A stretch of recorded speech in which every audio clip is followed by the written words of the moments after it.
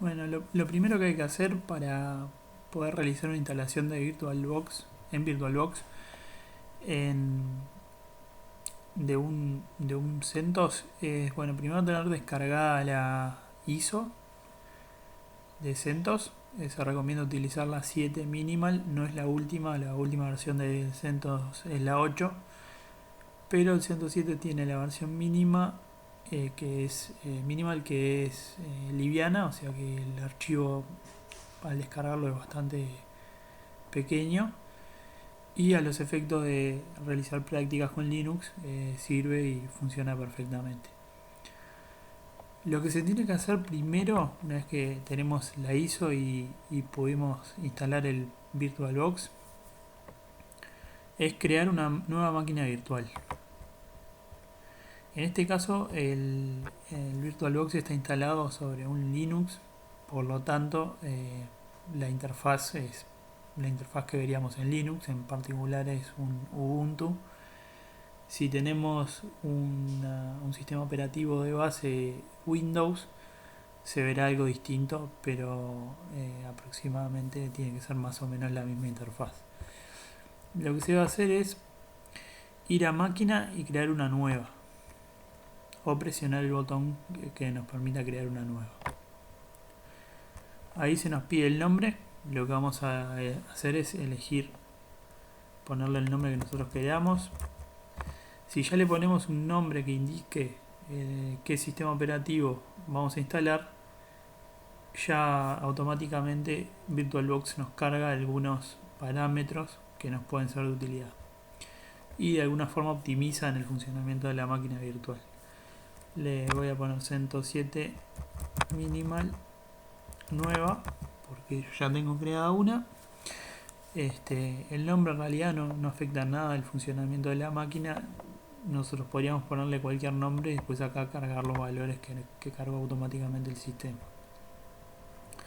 La carpeta que me muestra acá es la carpeta, la ruta donde van a quedar todos los archivos de la máquina virtual. Después seleccionamos la memoria RAM. Siempre conviene dejarlo dentro de la memoria que marca en verde, digamos, que es el máximo que se debería asignar para no afectar el funcionamiento del sistema. En este caso, como tengo sobrante de memoria RAM en el equipo, le voy a asignar 4 GB. A partir de 1 GB está bien, por lo tanto, si tenemos una máquina que tiene 4 GB, por ejemplo, está bien dejarle 1 GB solo. Luego lo que vamos a hacer es crear un disco virtual nuevo. Le vamos a dejar el tipo de archivo por defecto y le vamos a indicar que lo reserve dinámicamente. La reserva dinámica lo que hace es ir reservando espacio en el disco a medida de que se va necesitando, en el disco físico, ¿sí? El disco virtual, nosotros desde la máquina virtual vamos a ver el tamaño total que le podemos asignar, el tamaño máximo que le podemos asignar. Si le pusiésemos tamaño fijo, lo que va a hacer la máquina virtual cuando se cree, lo que va a hacer VirtualBox cuando creemos la máquina virtual es dejar un archivo en el disco duro físico de ese tamaño, lo que es bastante ineficiente porque probablemente no lo estemos utilizando todo. Bien. Acá nosotros podemos elegir el tamaño de ese disco virtual. Yo le voy a poner, por ejemplo, 200 GB, aunque en realidad tengo un disco de 120 GB. Es decir, la máquina virtual puede tener un disco virtual que virtualmente tiene un espacio mayor disponible que el que físicamente tenemos. Lo que va a suceder es que cuando si se llega a completar el disco duro físico va a darnos un error la máquina virtual, que es que se quedó sin espacio el disco físico. Bueno, ya la creamos. Acá lo que podemos hacer es ir a la parte de configuración y en la parte de configuración podemos cambiar algunos parámetros. Podríamos poner una descripción. Acá podríamos eventualmente guardar, por ejemplo, las contraseñas de los usuarios. podríamos crear.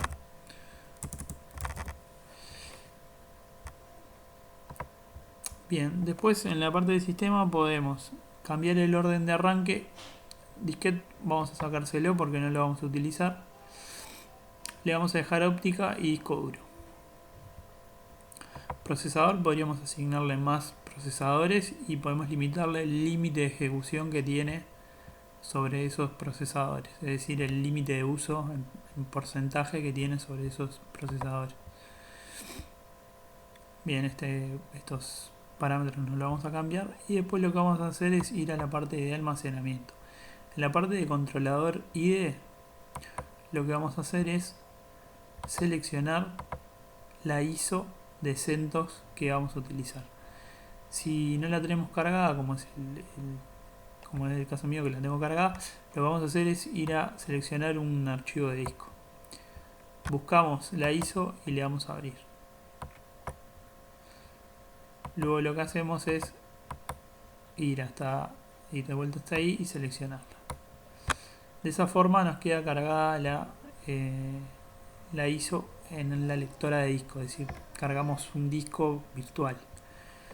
Luego tenemos otra opción que puede ser importante configurarla, ya que es la parte de red.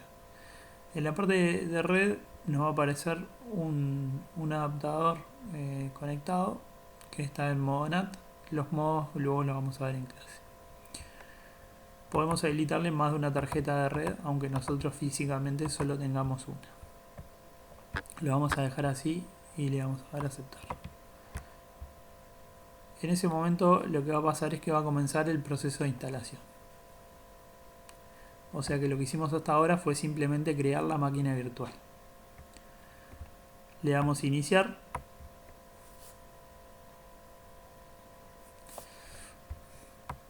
Ahí nos pide que seleccionemos el archivo de disco. Vamos a seleccionar el CentOS 7 y le vamos a dar a iniciar. Ahí nos aparece lo que sería la primera pantalla que nos permite probar el disco o instalar CentOS 7, además de realizar algunas pruebas. Le vamos a dar a instalar y vamos a comenzar el proceso de instalación.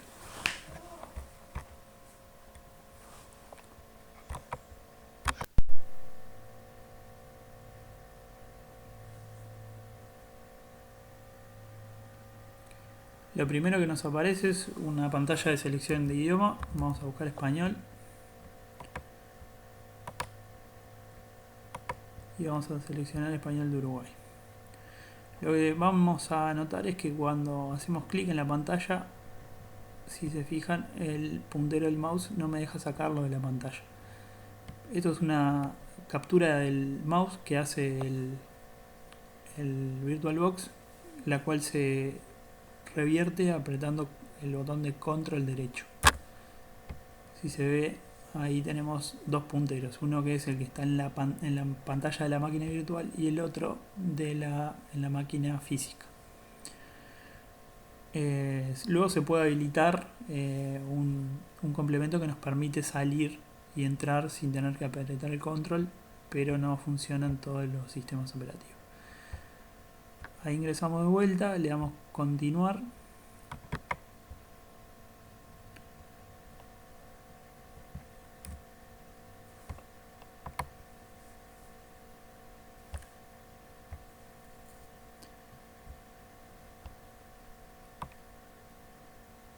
Luego lo que hay que hacer es seleccionar el destino de la instalación. Esto es decirle en qué disco queremos instalarlo. En este caso tenemos uno solo, que es el disco virtual, y le vamos a pedir que lo instale ahí. En este caso le vamos a dejar configurado el particionado automático. Podríamos configurarle las particiones y podríamos también marcarle que deje espacio disponible adicional, es decir, que no ocupe todo el disco. En este caso lo vamos a dejar como está por defecto y le vamos a dar listo. Ahí lo que va a hacer el sistema es realizar el particionado del disco, es decir, va a preparar el disco para que pueda instalarse el sistema. Lo que vamos a hacer posteriormente es seleccionar empezar instalación. Luego de eso, mientras el sistema está creando todo el sistema de archivos y copiando los archivos del disco, etcétera, Lo que vamos a hacer es asignarle una contraseña al usuario root. El usuario root es el usuario super administrador, digamos, del sistema. Es el usuario con más permisos. Hacemos clic y le vamos a poner una contraseña simple. En este caso le vamos a poner root. No es lo recomendable, obviamente se deben poner contraseñas seguras, que tengan números, algún símbolo, mayúsculas y minúsculas. Como no es segura, cuando le damos listo nos va a volver a parar sobre el campo, pero si le damos nuevamente a listo nos habilita a dejarle esa contraseña. Luego lo que vamos a hacer es crear un usuario. Vamos a crear el usuario administrador, ese sería el nombre, y le vamos a marcar que sea administrador, o sea que tenga perfil de administrador. Y como contraseña le vamos a poner también administrador.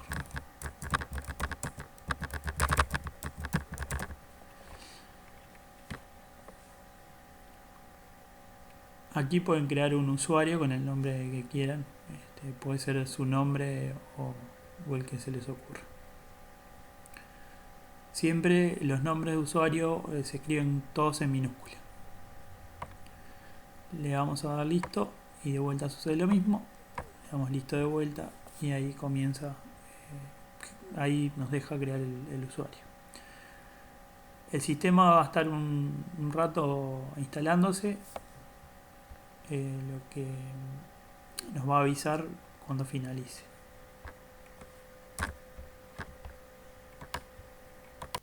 Una vez que termina el proceso de instalación, nos da aviso y nos aparece el botón de reiniciar. Ahí lo que va a hacer es reiniciar la máquina.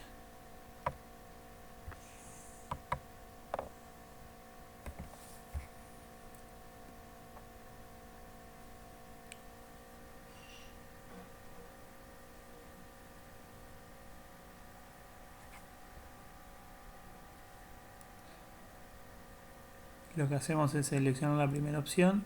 La segunda es una opción de recuperación y va a comenzar a hacer el inicio del sistema.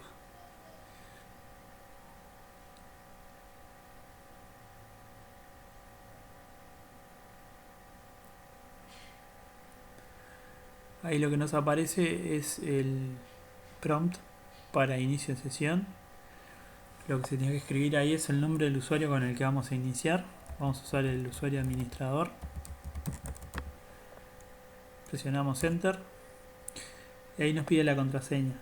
La contraseña, cuando nosotros la estemos escribiendo, no va a mostrarnos nada, ni siquiera asteriscos como suele hacerse cuando escribimos contraseñas.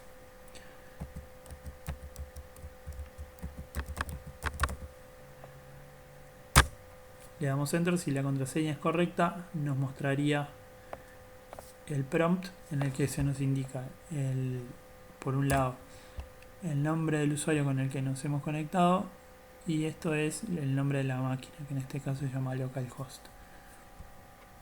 Allí ya podemos comenzar a escribir los comandos en la terminal.